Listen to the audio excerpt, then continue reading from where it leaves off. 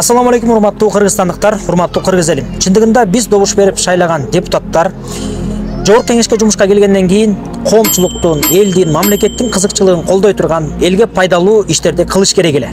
Бирок тиге каршы кээ бир депутаттар ал жака баргандан кийин элди экиге бөлүп жарып, элдин мыйзамдуу укугун бузуп жатат.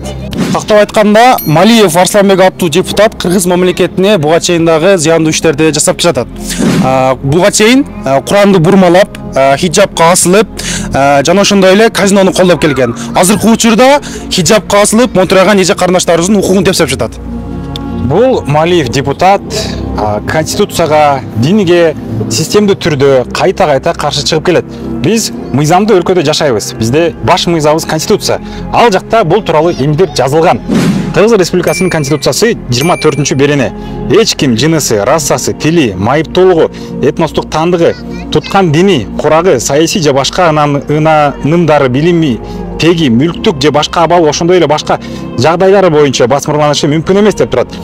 Билим берүү жөнүндө мыйзамды карасак, 3-беренеде билим алуу укугу дейт. Кыргыз Республикасынын жарандары жынысына, улутуна, тилине, социалдык жана мүлк абалына, ден соолугунун мүмкүнчүлүктөрүнүн чектелгенине, ишинин түрүнө жана мүнөзүнө, дин тутуусуна, саясий жана диний ынанымдарына, жашаган жерине жана дагы башка жагдайлар карабастан билим алууга укуктуу.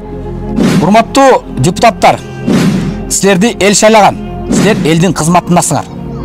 Ошол үчүн эл сурабайт, эл талап коет.